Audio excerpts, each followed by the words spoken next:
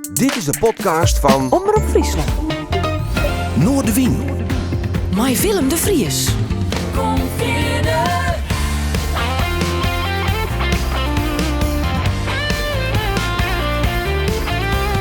Alles wat te speelt. Omroep Friesland. Goeie, welkom bij Noorderwien. Joerd we mij een gast onder de tafel vanuit het Omroep Friesland Café. Het is nog een collega van mij. Hij viert meestal de Friese top 100 doen. Maar dit hier weten we het nog net. Nee. We moeten het nog even afwachten. Hij kwam thuis grote verrassing met een prachtig mooie Christ-single uit dit keer. Daar moest ik wel om leidje, maar wel een heel mooi nummer worden. En hij is natuurlijk hartstikke druk met al je muziekoptredens. Gurbe Douwstra, mooi dat is de best welkom. Ja, dank u wel. Mooi dat ik hier u nog ben. Nou, ik denk wat het eind verdienen we, maar eens even nog halen. Ja, Hoe is het? ja, wees. Nee, goed. Ja, gaat goed. Ja, na alle corona-ellende werk ik aardig toch in een schadelen ben je. Maar goed, je kon net spelen vanzelfs. Het 2022 toch best een heel aardig hier geweest. Dus ik heb hier prima vermakken en het gaat goed met me. Dus ja, redelijk zoemleun.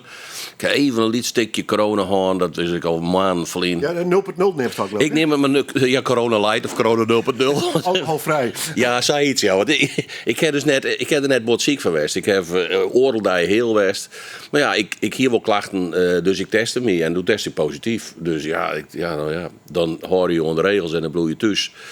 En je wacht je totdat de testen weer normaal binnen. En dat weer binnen 5 dagen wie ik weer skiën. Dus ik heb net zo volle les ervan gehad. En dat had dus ik net zo bot impact gehad. Wat ik wel heb, dat is, ik mij graag keuren en ik heb nog wel wat, af en toe wat les van energieverlies. Dat is die inderdaad, is maar meer kerst als door. Qua, wat ik zei, ik maak graag keuren, dus die inderdaad, dan ben ik echt naar Jelloeren treigen. Ik van, nou, ik maak maar weer op hoes om, want dit komt zo niet goed. En door de dan keur ik oorlog houden en dan is er niks aan de hand. Dus ja, werd dat al leid. Als dat ik mij te krijgen, het weet ik niet. Ja. Je wordt ouder, papi, dus daar kent ik gewoon al lezen vanzelf. Ja, het is pensionado, hè? Ja. Professioneel, zo Ja. is het wel. Professioneel pensionado, ja. Zie, kijk, wat ik denk met die pan, dat is wonderlijk. Hè? Dat had dus 2 jaar helemaal in de besnijdenis houden. Ja. Het gangerek alleen maar oer. Ja.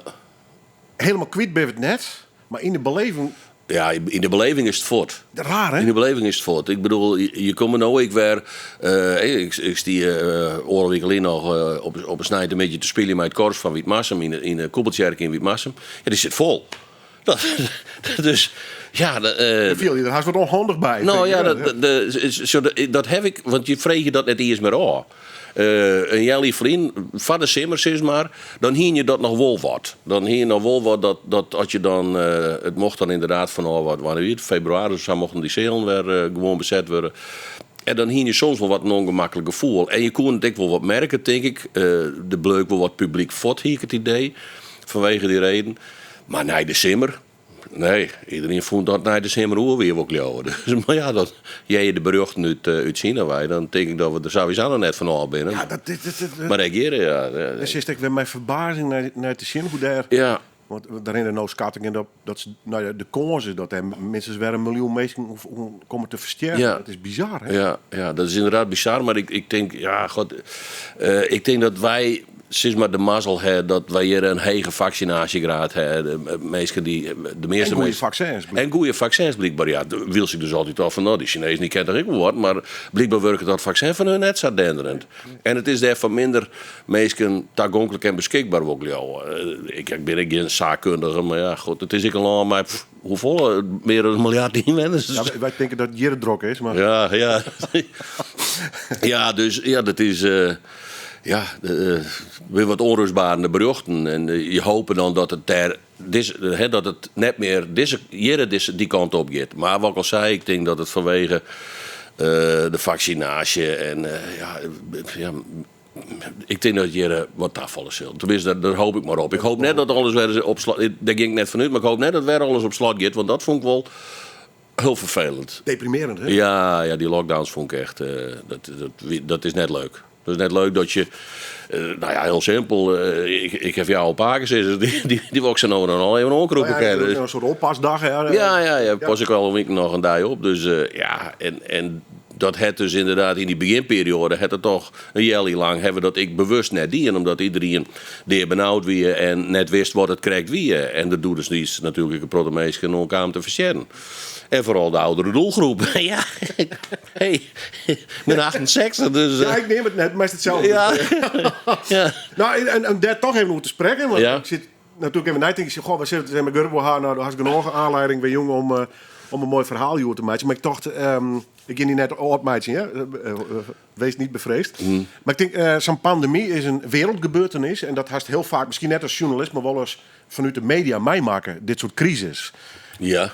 Max, hast daar een andere beleving bij? Hier is het waar meidje woont, wielst nog een werk wie is of stierst hij oors in? Nee, dat Is er wat verloren mee horen worden? Ja, dat is voor mij. Ik heb heel bewust, dat wist ik, heel bewust zelf kiezen van het moment waarop ik uit het werk stappen zoer. En dat als je er op die manier zo bewust mee bezig bent, dan wist het ik heel gauw, list het achter die. En daar hebben we in het begin wel mensen, vooral mij, nou, ik hier dan was toen ook zist op dat tijdslot hier Radio Fraskepolen. En dan kreeg ze als ik dan ergens die te spelen van, nou ja, we missen Radio Fraskepolen, uw restpuntje op het dij missen. Ja. En dan vrezen ze mij van, en doe dan. Ja, net echt. Ik hier er naar daar werken. Ik heb een prachtig mooi oorski gehad van Jemmers collega's. En dan is het eigenlijk kwijt. En ja, het als nice medium, als nice man, mijn meidje, zulke soort dingen. Ja, nee, dat heb ik net echt mist of zo. Dat ben van die dingen als het werkest, ja, dan is het onderdeel van die werk. Dan zit er middenin. En op het moment dat ze het net meer heeft, als het net meer werk heeft, tenminste dat werk net meer, ja, dan is het... Ik volg het natuurlijk. Hè. Maar volgens het oors, de oorlog in Oekraïne, zo'n pandemie, nou ja, de inflatie, de stikstof, het lijstje is lang. Ja. Is daar langzaam een oor zien of net? Ik zie er oor zien. Ik zie er net meer in als zeg maar, net meer als een nice-man in of zo. Ik volg je dat net meer echt als nice. Ik volg je het nou echt als nieuwsconsument, om zo maar te zeggen. Je maakt je... Ja, ik maak je me druk om van alles en nog wat. Maar misschien ik vol mij aanmerkelijk minder nuance als dat nodig is wanneer het verslagjouwer of een nieuwspresentator is. Dan mag ze zeker distantie horen. En dan mag ze zeker neutraliteit in acht nemen. Tenminste, als net bij een gehoord Nederland werkers. En dan mag ze toch een beetje neutraal wezen. En dat hoef ik niet meer. Ik kan gewoon zes en denken wat ik van dingen vind. En, wat is er nou nog? Ik ben er wel leidje, want ik denk, volgens mij, nou kinderen hem net meer in horen. Want dat is ook een mooi Twitterbericht van die. Ja, uit de trog. En voor mij zit er dan op de brien. En ik had het gevoel, maar dan, ik heb die nou vregen. Voor mij had hij of jou een keer dacht, ik stuur. Ja, no dog het. Ja, nou ja, dat is inderdaad zo. Soms dan, het is bij mij inderdaad, ik meisje me dan. Hield hij wat drokker om iets. En op een gegeven moment denk ik van ja. En dan vooral door shock iets voorbij komen. Door shock een tweet voorbij komen van iemand die er blijkbaar krek zou denken als ik. En dan denk ik van ja. En nou is het Safir. Nou maak zelfs ik maar zenuw wat verzissen. Ja, dat heb ik dan. Dan is het moet me voordoen en dan maakt het eruit. Of is het leuk zo'n medium als Twitter? Want het is werkelijk maar het loopt misschien echt weg. Want ik zit direct op de zien. Van waar raast nou weer wat. En dan zit je op de fretten op de bank. Ja, ik reageer in verbonden met mijn werk. Ik maar net te volle. Maar... Nee, ja, wist je, ik heb... een pool des ergernis. Ja, dat is het dus ik. En dus heb ik, zo dan ik, dan las ik van mezelf een Twittervrije periode in of zo. Dan chokker ik net op. Nee. En ik hier vooral... dat kan ik lekker wezen, hè, die ergernis? Jawel, ja. Nou ja, soms is het wel het van om even die ergens in over te kennen of zo. Ja. En, maar ik heb wel dat ik denk van nee, ik moet hem even uitzetten. Ik moet er even net, en zelf net reageren. En ik heb vooral doet die Elon Musk het oernaam en de rari non begon te houden horen en Trump weer op Twitter taliert en alle keer horen. Ik bedoel, berichtjouwing uit Oekraïne kwam net met rol blijkbaar. Wat is het voor flauwekul? Wat bepaalt je nou in je vent omdat er een producent het wat Wolf net ook is onder zijn eigen mond van free speech? Hij kwart het aan alle kanten niet. Dus ik heb een account aanmaken op Mastodon. Dat doe ik net zo vol aan mij, want dit is hartstikke vol ingewikkeld als Twitter. Dus dat maakt me nog wat in verdjipje. Maar dat is wel zoiets van, want het has gelijk, Twitter is natuurlijk soms een beetje een afvalputje van de maatschappij. Ja, maar je functie, want ons besteedt het net. Nee, ons besteedt het net. Dat ben ik voor mij niet eens. We kunnen het wel op Musk gaan, maar wij, het publiek... Ja, wij vullen Twitter natuurlijk. Ja, hè? Wij vullen Twitter. En blijkbaar vinden we, degene die er dan op zit, dat ik wel heel genoffelijk bij vlagen. Ja, absoluut. Alleen ik denk wel, wie maakt het ik ben net te belangrijker meidje dan dat het is. Ik bedoel, de wraad van Twitter is net de echte wraad natuurlijk. En sommigen vierten dat. En sommigen vierten dat wel eens, ja. Dus ja. Maar goed, het is zo dan moet je... Dan rent het moedje even vol en dan wil je even wat sissen. Dat is toch prachtig? Ja. En dan is het inderdaad wel een aardig medium. Ik heb het niet verliezen. Ik wil die op Facebook. En dan, dat wie dan altijd mooi van een koek dagelijks koek onder reacties denkt van die ken wel uit mijn vreunelist, die ken wel uit mijn vreunelist. Dat is mijn vreunelist voor haar hoor. Ja. Maar de Facebook broek ik eigenlijk, want dat vind ik eigenlijk nog wat slimmer als ik eerlijk ben als Twitter en Facebook broek ik eigenlijk alleen maar van mijn muziek. Ik wil wel graag weten dat mensen witte werk hebben dat mensen witte werk zien te spelen. Als podium. Dus. Als podium broek ik het eigenlijk, ja. Dus, en amper meer voor privé dingen. Ik heb er een Christ en Iersweesk opzet. Dus, ja, dat komt mooi met die Christ-single. Ja, toch? Ja. Ik heb straks nog even over Haven. Oké. Want ik vond het wel leuk, moet ik zeggen. Ja, Grappig. ja. Hoe gaat hij dat betocht? Maar straks helemaal uitlezen. Ja. Eerst even over de muziek. Ja? Small Faces. Ja, Old school. Ja, old school. Toen zei het van, kom maar een listje met die 5 all-time favorites. Het is een horrorvraag, ik weet het. Ja, want die heb ik net, Willem. Ik heb geen 5 all-time favorites. Dat listje zo bij mij, dat verhoor het... Nou, ik denk zeker één keer in de 4 hier. Mij dat ik weer wat oorsjaar en weer een andere muziekstijl ontdekt die ik leuk vind. Ik heb geen, en dat ben ik echt, ik zie het erover te praten. Ik denk, wat maakt nou dwaan, wat ben nou mijn... En die heb ik dus inderdaad. Ik heb geen 5 all-time favorites. Ik heb liedjes uitzocht werk wat die het gevoel bij mijn last meidje. En All or Nothing... Dat is zo'n beetje door de steeds het allereerste singeltje dat ik kocht. Waar? Is dat nog? Ja, bij Dick's Platenbar in Drachten. En dat weer net van mezelf, al eerst. Ik heb het bedoeld als jidjes cadeau van mijn broer.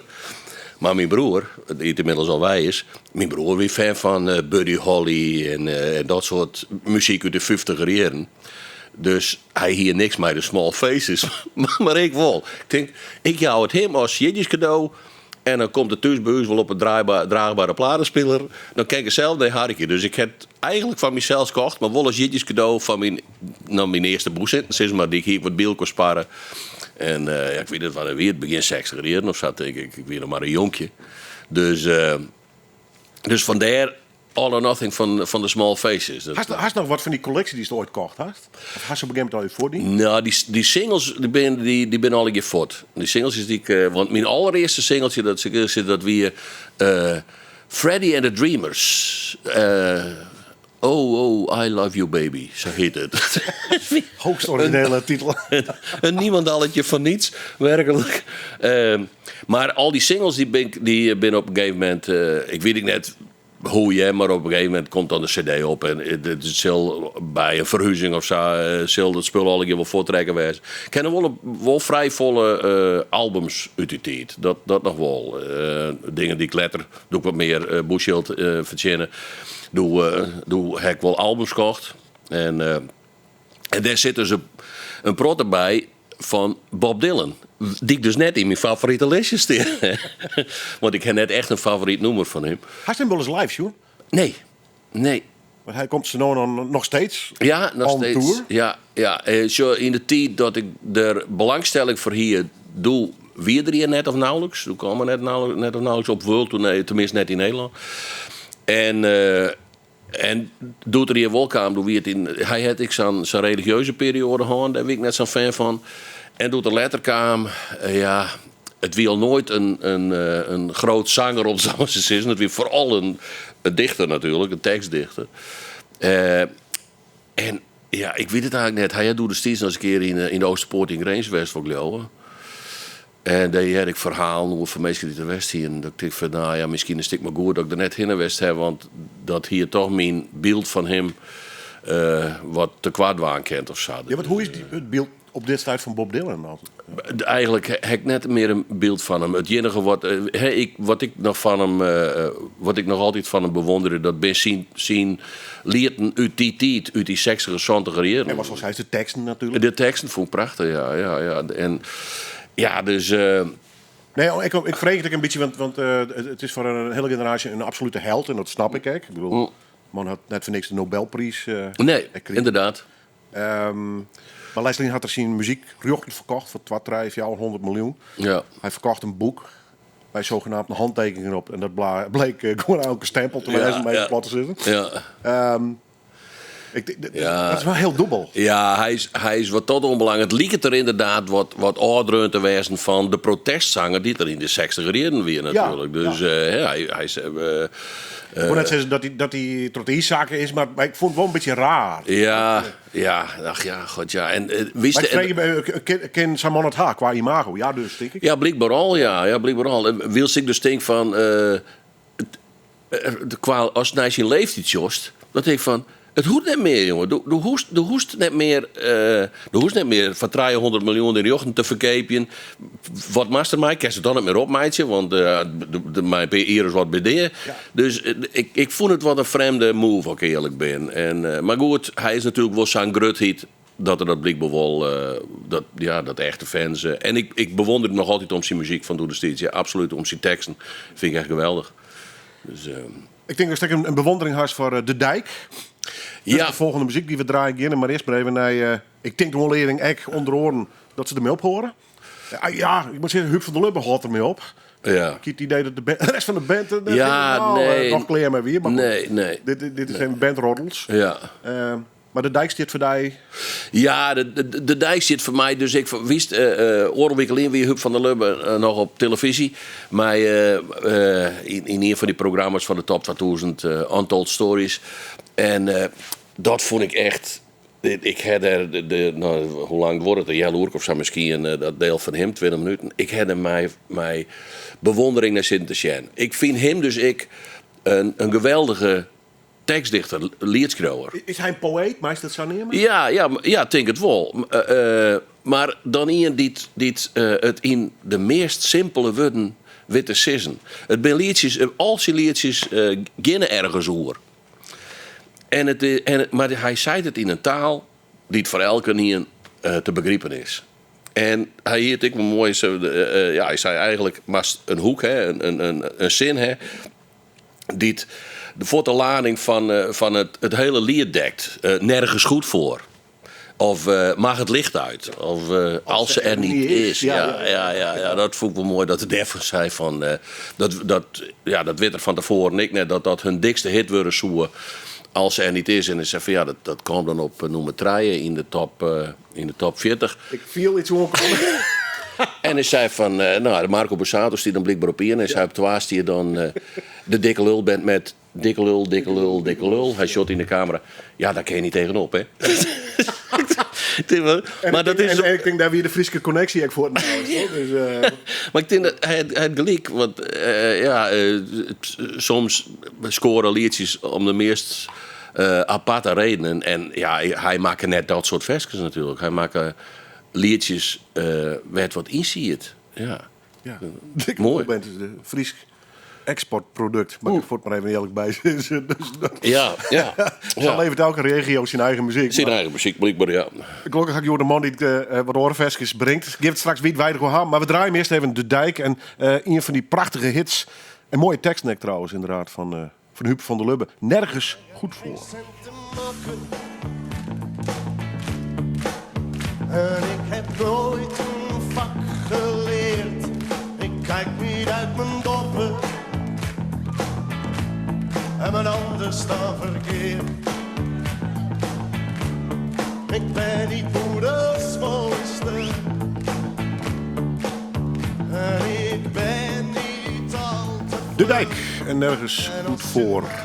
Zit op het listje, het horrorlistje, neem ik het maar even van mijn gast van Joert Gurbe Douwstra. Vrege muziekliefhebber om een top 5 keer te staan. Dan krijg je meestal wat licht geïrriteerde appjes. Waarom van, nou ja, ik wil wel even. En net alleen van Gurbe, maar van de meest. Maar daarom hak ik het vregen.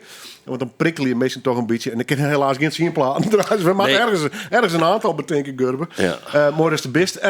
Misschien even niet verlengde van de Dijk. Want Huub van der Lubbe vertelde in een televisieprogramma hoe hij dan teksten schreeuwt. Ja. Je het vaak maar in je zin. Ja. Je dat bedijkt met dat soort... Nou, het begint vaak wel met een inderdaad, wat hij dan een hoek neemt. Als het met tiet is, ik zeg maar Ja, wat. Of, ja, of ja. Cliffs of Moher. Ja, de Cliffs of Moher, dat weer wel wat oors. Dat is eigenlijk begonnen met het verhaaltje wat er omverstingen. Wat meer door de steeds als Wierbad verhaal verteld is. De eigenaar van de Bed and Breakfast in Ierland. Maar als het met tiet is, dat is wel zoiets van... dat is de zin die ik in de holle hier. Van, als het nou haast met tiet is, wat dan? Ja, en dan is het uitwerken. En dan is het uitwerken, ja. En dat is wel vaker zo. Het is meestal inderdaad dat het begint met inderdaad gewoon een zin, een regel. Zat Huub van der Lubbe dat ik zo mooi zei van schrijf alles op. Ja, gooi niks weg, hè? Nee. En zeggen dat kan letter altijd nog. Als het nergens staat, kan het altijd nog voortdonderen. Maar schreeuw het op. En in het verleden die ik dat ik heel volle. Dan, ik kan me nog herinneren dat ik hoe heet het? De boezem van mijn bloesje. Ja, ik moest even naar Ja. de boezem van die boezemgrootje. Ja, de boezem van mijn bloesgrootje ziet er vol mij van die post-it stickertjes. In de boezem van mijn boezemgrootje. Ja, dat is nog wel eens wat te kennen, ja. Want dat zie je vol mij, bijvoorbeeld afgeschoren bierviltjes, werk wat opschreun hier. Want Sterkwurden. Ja, sterkwurden van een week onderwijs en dan scherp je wat in het zin en dan zet ik de auto aan de kant van de dik en dan schreeuw ik dat op. Want ik denk, ja, ik troor hier naar dracht, dan ben ik het kwijt. En... Jullie dat echt voor melodieën trouwens? Of zit daar een enorm oor van? Ja, dat is toch wel, dat heeft dan wel in een holle. Meestal, ik schreeuw het liefst op een melodie. Omdat het dan inderdaad een soort van metrum en ritme heeft op schreeuworkest. Maar in 9 van het 10 gevallen, als ik het dan uitwerkje, dan wordt het een totale oren melodie. Alleen dan weet ik dat het qua ritme en dynamiek past binnen een lied, zeg maar. En dan kan het wijzen dat ik op een gegeven moment denk van ja, nee, dit is qua melodielijn en qua akkoordenschema past dit net bij deze tekst. Dus daar betekent ik dan wat oors voor. Maar dan weet ik wel dat het een liedtekst is, wissel. Dat het net gewoon losse woorden binnen die het nog, ja, zeg maar, hun vorm krijgen maar in een tekst, in een ritme en in een hoe je het, een riemschema en dat soort dingen meer. Ja, maar het schema, maar dan word ik een verhaaltje wat kwijt. Ja. Ik denk dus dat in dat opzicht wel vergelijkbaar is met de Dijk. Dus doe probeer wel die verhaal duidelijk op een heldere manier te vertellen. Ja, ik beziek het dan wel zo volle mogelijk. Ik gewoon zo geef mogelijk, maar wel gewoon fris te broeken. En dus wat ja. Ten eerste omdat ik dat zelfs ik wend ben, maar ook omdat ik vind dat je teksten toch zeker als je er wat mee sissen willen, dat die begrijpelijk wijzen maakt voor elke niet. Dus dat je het volgje kennen, dat je net bot denken maakt de oer van wat bedoelt het daar nou mij of zo. Nee. Dat is dat kan wel heel goed werken. Hè? Er zijn mensen die het fantastische gedichten schreeuwen die het op muziek zet worden kennen. Dus, maar ik persoonlijk schreeuw oorsoorten. Dus schreeuw wat. Nou, ik zeg maar simpelere teksten om zo maar te zeggen. Ja. Muziek en nog eens muziek. We gaan weer wat draaien. In dit geval van Willie Nelson. Ja. It gets easier. Ja, all-time held, maak ik het zelf. Nou, dat hij in elk geval. Ik vind het wel heel mooi. Hij leeft het nog altijd. Hè? Dat vind ik prachtig. Ja, ik ben nou, we gaan op Twitter, maar een geweldige grap altijd maken. Keith Richards en Willie Nelson. Ja. Ik heb het best wel heel 300 en net kraaien, maar... Nee, ik vind sowieso, het is wel, nou, een held is wat te vol zijn, maar ik vind iemand die het zo lang volhoudt, maar dit liedje heb ik vooral uitzocht, It gets easier when we grow older. Hij wordt nou hij is al 81 of zo. Ja, de dikke 80er. En het wordt makkelijker als het ouder wordt om nee te zeggen in dingen. Om net alles hoeft meer.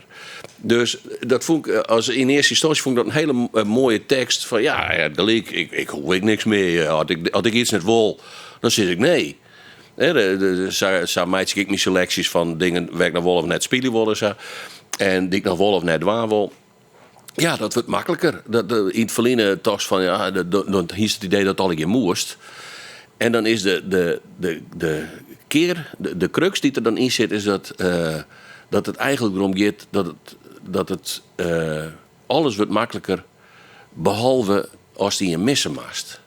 En dat vond ik inderdaad, daar had ik gelijk aan, ja. Het is dus eigenlijk een liedje van verlies. Het is een liedje van alles wordt makkelijker als de ouder wordt, alles sliet, except missing you. En ja, dat is ik weer zo'n vondst. Vind ik van ja, hij schroeit over het feit dat er ouder wordt en dat alles makkelijker wordt. Behalve als die een missen maast. Dus, en dat, ja, dus daarom heb ik dat nummer uitzocht. Het is net eerst een all-time favorite, maar ik vond het wel een heel mooi nummer wat me niet keer iets inskeert. Je bent eigenlijk nog relatief jong. Je had nog net de zand gewoon teekt. Nee, nog net. Ik ben 68. Merk je dat je er meer mee bezig bent? Bij die Ja, jawel. Het is en dat heeft vooral te krijgen. Maar Drinkt zich dat op die jongen of ben je daar mij ontnijd denken? Nee, dat net echt. Het is net zo dat ik niet denk over mijn idee of zo. Niet denk over het feit dat ik meer verliezen heb als toekomst. Zo simpel is het natuurlijk. Je bent wel redelijk goede held, ja. Ja, ik ben redelijk goede held. Ik heb er ooit een verskoers kreun, dat heet ik goede held. Ja. Maar dat is net iets wat me in het paard zit of zo. Dat net. Het feit dat je inderdaad wat krabintiger wordt. En dat de dingen wat minder soepel gaan. Zo, we beginnen op wintersport. En een part van de familie. Mag ik even van die weten? Doe ik eerst op wintersport, maar dorst ik om wintersport? Nee, dat moet ik correct zeggen. Ik zie net maar op skis. Ik kom geen privézaak die, maar dit moest ik even weten. Ja, nee. Zeiden ze in een wintersport. Ik denk, zou er nou op ski staan? Nee, dat heb ik. Doet we mij dit familiegebeuren een hier als 4 verlien begonnen. Doe ik dat nog dien. En doe ik echt op een ski staan, omdat ik dat 24 jaar daarvoor. Ik wil die en ik heb wel skiet. Maar dat weer 24 jaar verlien. En ik kwam in, ik denk dan maar even een les nemen. Dus ik in een les en ik moest zonder stokken moest ik naar onder een ta. En dat ging nog. Maar ik wie onder op de oefenweide en toen glierde me niet in de linkerski, die glierde voort. En normaal heeft dan die stokken, dat die even vers zetten kerst, die hiek net. Dus ik leerde voort en ik scoorde voort een spier. Oh.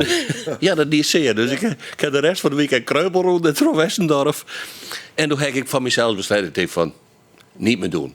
Nee, je bent op een gegeven moment ergens op een punt dat het lichaam net meer die soepelheid heeft om dit soort dingen op te vangen.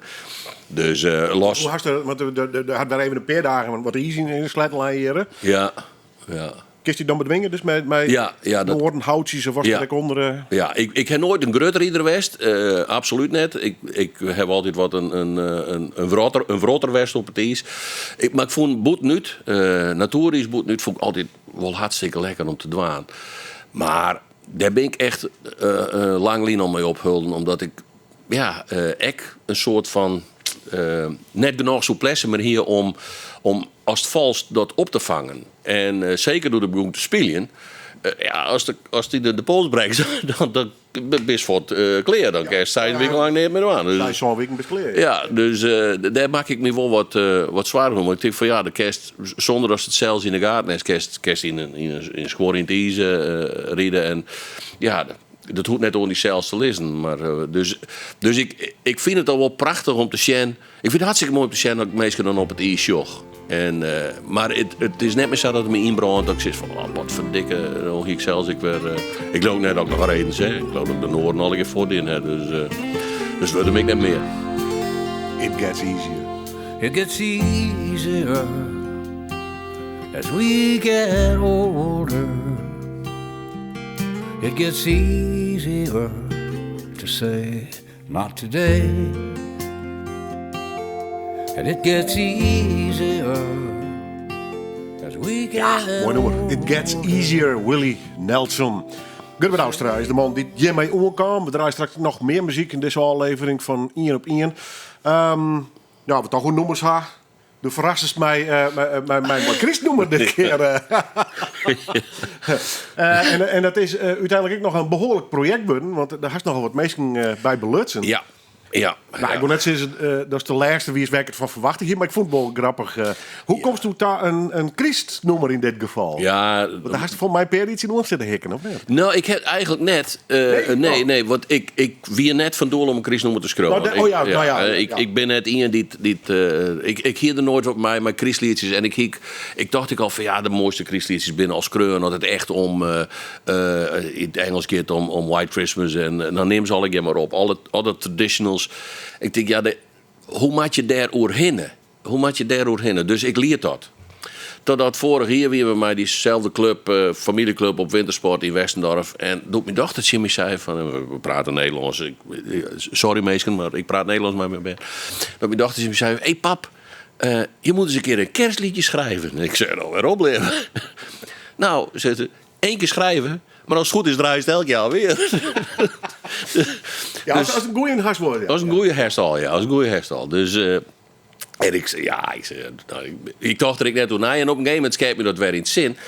En op een gegeven moment hiek ik zoiets van...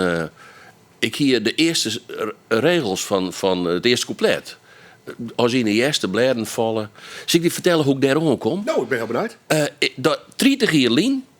30 jaar lien schreeuw ik... per Sinterklaas schreeuw ik 1 Sinterklaasgedicht. We dieren lotjes en we schreeuwen 1 Sinterklaasgedicht. En toen luts ik mijn ex-kwanheid. En die mocht altijd graag de Sinterklaasgedicht voordragen. En ik hier voor hem een gedicht maken, dat begon mij... Als in de herfst de bladeren dan weer vallen... het allengs koud en donker wordt... dan is het net of in ons allen een wolk van weemoed wordt gestort. En dan krijg je het verhaal hoor, een oude man op een wit peert en dat soort dingen meer. En die regels die scaart me in het zin. Ik denk, op zijn Fries, als in de eerste bladen vallen, het hield dit. Als in de eerste bladen vallen. Het hield dit tjuster wordt, dan is het correct als dat die mensen een weg van weemoed stwappen wordt. Dat binnen regels uit dat Sinterklaasgedicht. Ik zeg, hey, dat is een mooi begin van een Christliedje. Koppertje, komt je ja, nou ja, en dan je ster uit wij verder word je van ja, en dus waar het wat een cynisch-ironische tekst, maar ja, dan plotseling jou we hield een goede doel en maat er van alles nog wat gebeuren, wil ze op de televisie deersmieten worden met Fred Rij reclame en op de radio Jesselin maar Chris Ria en Mariah Carey. Ja, de dubbele moraal. Hè? De dubbele moraal, daar wordt in. Dus ja, eigenlijk ging die tekst ik redelijk gauw clear. Wordt biskaafd en toen heb ik wel toch vanuit, maar net al te cynisch eindigen. Dus ik heb het keerzandje is dan wel weer wat liters dreamen van een Christfeest. En dan mijn oor vrede op een vrouw. Ja, nou ja, je moet er toch een beetje de kerstgedachte over hoe te brengen. Maar ik vond het zelf wel, qua tekst vond ik het wel heel al bij me passen, nog eerlijk ben. En nou ja, dan heeft die tekst clear en dan was er een... En ik hier de melodie en ik al een beetje een Roomba-achtig deuntje. Dus het klinkt haast wat Mexicaans.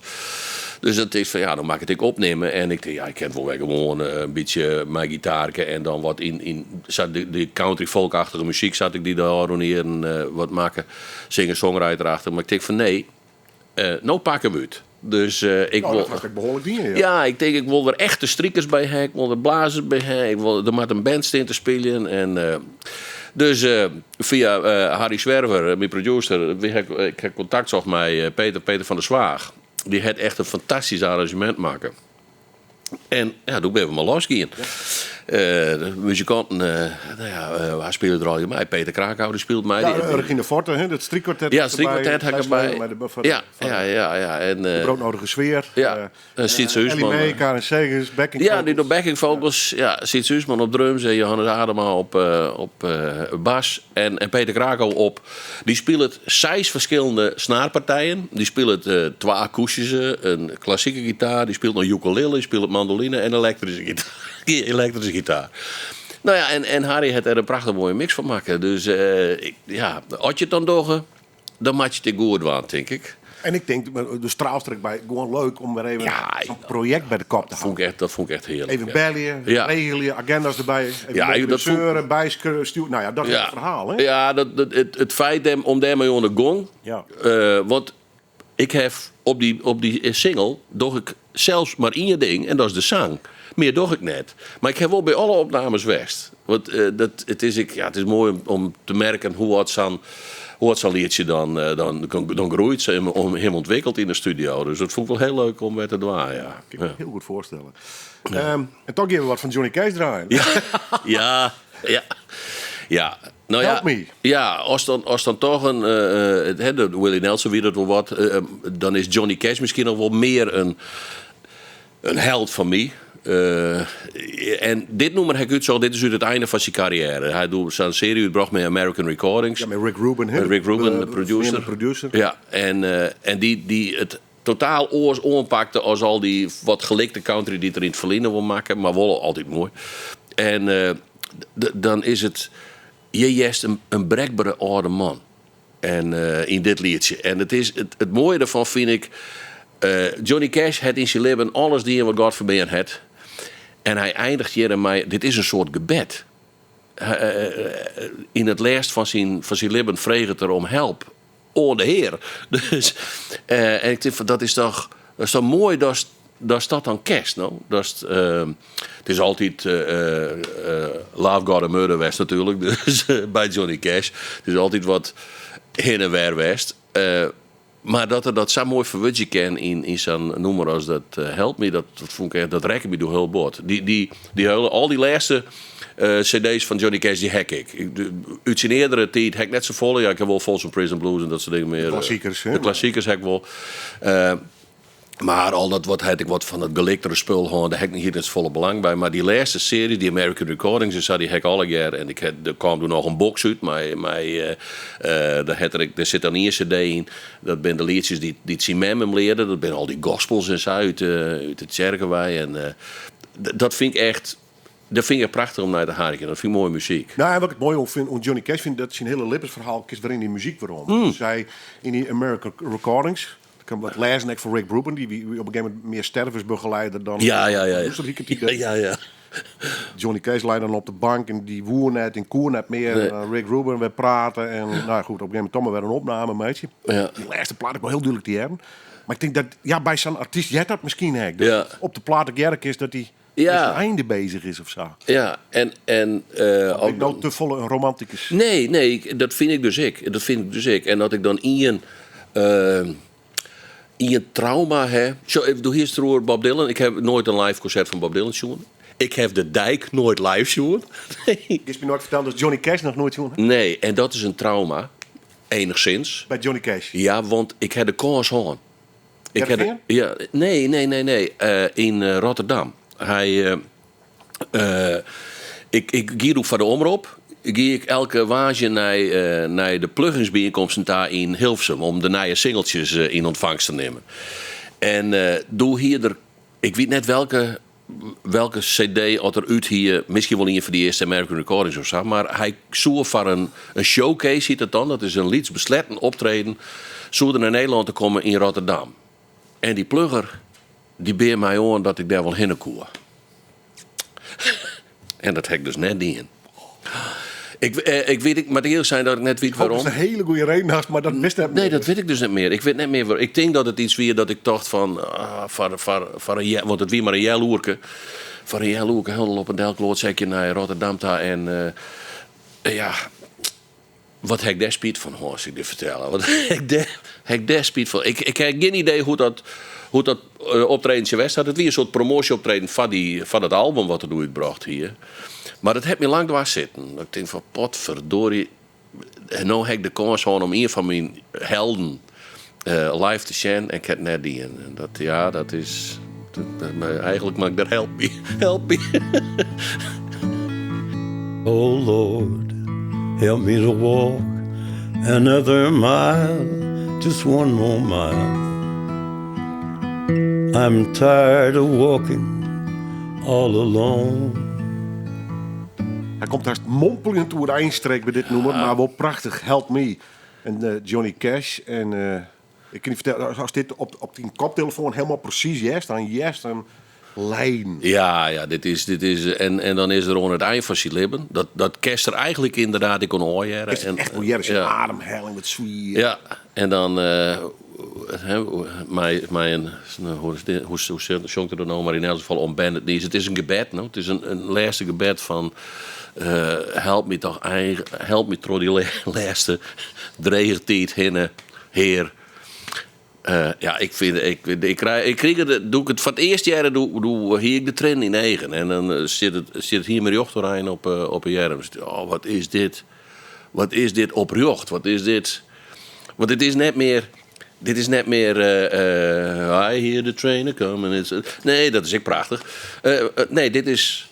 Ja, dit komt zo diep uit zijn headway. Dit is zo gemeend zongen. Dat prachtig. Dat soort dingen vind ik altijd mooi. Je weet, het is hier Oscar ontnemen. Dat was Leonard Cohen. Ik was 16 zien lezen. Is je laatste, ja. En ik ben David Bowie nog. Ja, dat is ik zo, ja. Je bent toch man blijkbaar die erin slagje om er net mee aan de haal te gaan. Hè? Dat ken natuurlijk dat ken ik. Nee, die het op een hele. Alle treien die ik nog neem, ik daar wel een op je. Ja, die heel op jocht en eerlijk. Eind in zicht. Ja. Dit is het, dames en heren. Heel op jocht en eerlijk, ja. Ja, dat is inderdaad wel bijzonder, ja. Nu ben ik gelukkig nog te jong. De plaat. Ik klop het al. Je weet net in een soort depressieve sfeer eindigen. Nee, absoluut niet. Want toen is nog vol plan. Ligt die werk maar even naar Vreegje. Want Friesikana kom je met mij een vierde tour. Ja, Friesikana Fjouwer.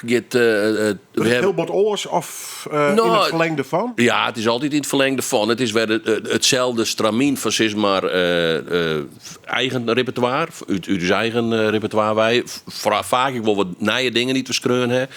Speciaal van Friesikana. En dan weer een nieuwe selectie uit Amerikaanse artiesten die dus inspireren gaan. En dat bloot een onuitputtelijke bron. En het voordeel is dat wij dus... ik ben 68, Pieter is, mag ik even snel rekenen, 63, dus 4 jonger. Jong kerel nog. En, Marcel is nog jonger. Marcel, die zit ergens al bij de 40 of zo. Dus die heeft een hele oren instek. Als het gaat om Amerikaanse singer-songwriters, die komt mijn naam mooi zetten waarvan ik nog nooit jet heb. Maar die wil prachtige muziek maken. Luke Bryant had er nou weer wat van uitzocht. En ja, ik koel hem net, maar het is een prachtig nummer. En dus hebben we dus wel het grootste pad van het programma is toch weer nee. Er ligt een aantal dingen erin staan, omdat die hun hitpotentie of zo. Nee, hun herkenbaarheid bewezen heeft. Zo mag ik het zeggen. Dat zijn dingen die het publiek toch ik wel graag jaren wil. Maar het grootste pad is nee. En dan of in het origineel Engels van de betreffende artiest of in een oerzette vorm werden we dan ik wel verkiezen dat we een lied mooi vinden van een Amerikaanse artiest dat we dan oerzetten in het Fries. Dus hartstikke volle ochtend. We zijn druk aan het repeteren. Lijkt nou in deze periode even stil vanzelfs vanwege de feestdagen en de vakanties.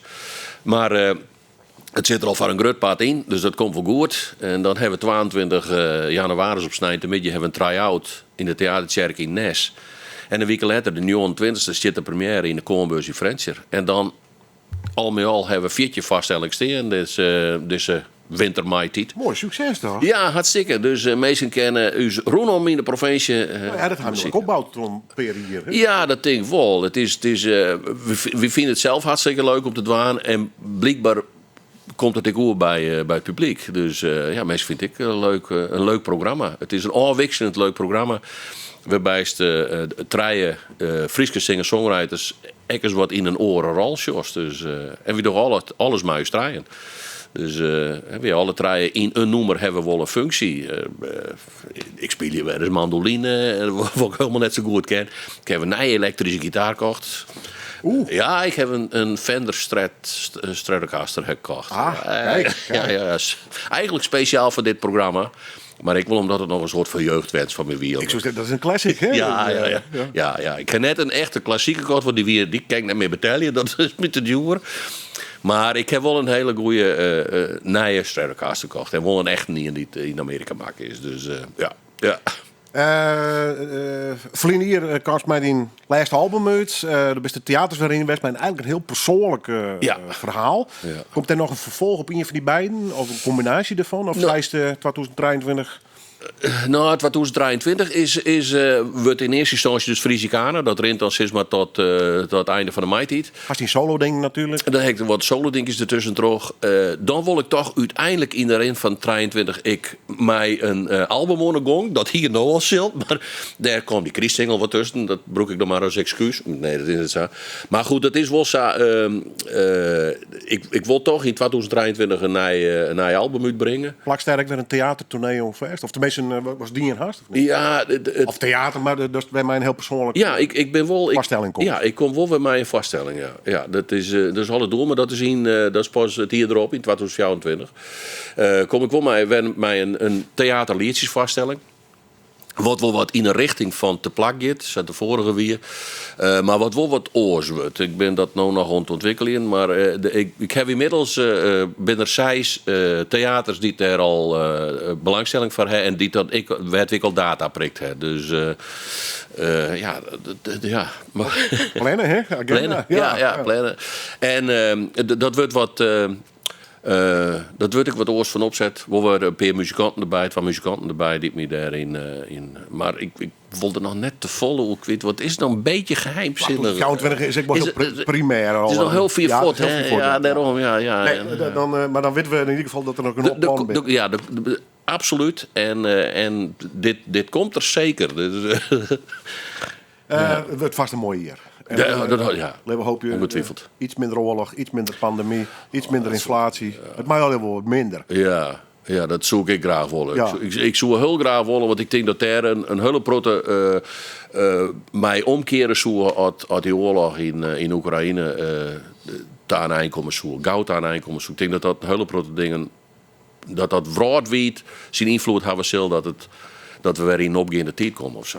Want wie kan wel denken van de oorlog is 4 voet, nee, die is heel dichtbij. Het is dichterbij dat we misschien wel terug gaan nog Ja, steeds, hè? ja. Dus, En het is een hele cynische oorlog. ja, het is...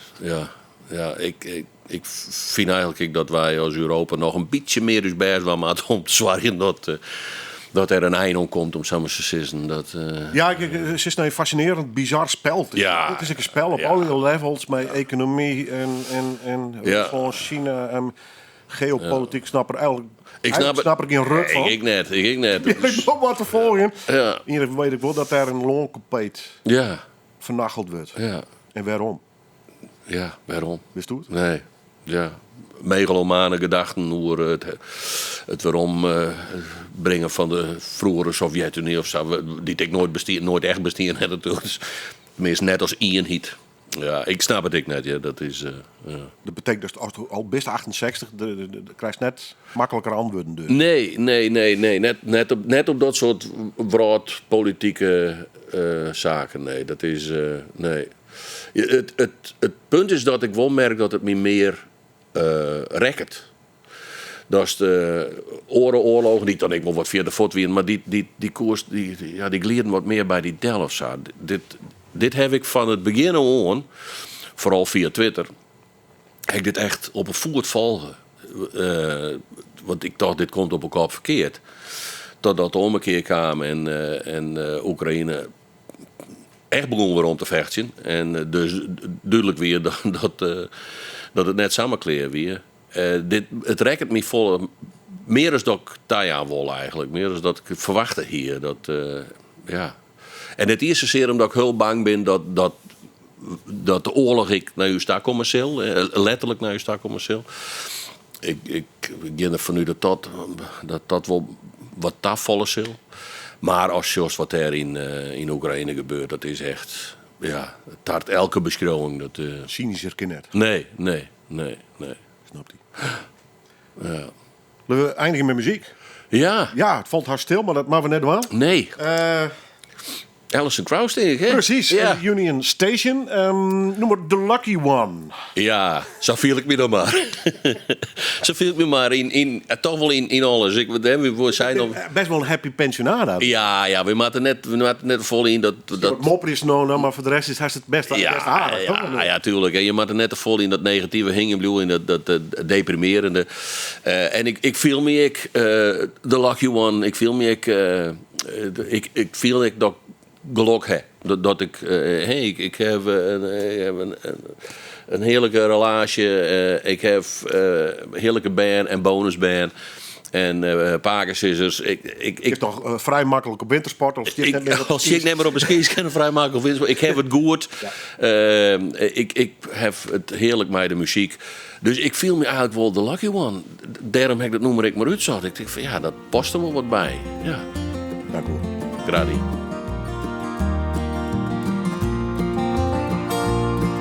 You're the lucky one, so I've been told. As free as a wind blowing down the road. Loved by many, hated by none. I'd say you were lucky 'cause I know what you've done. I don't care.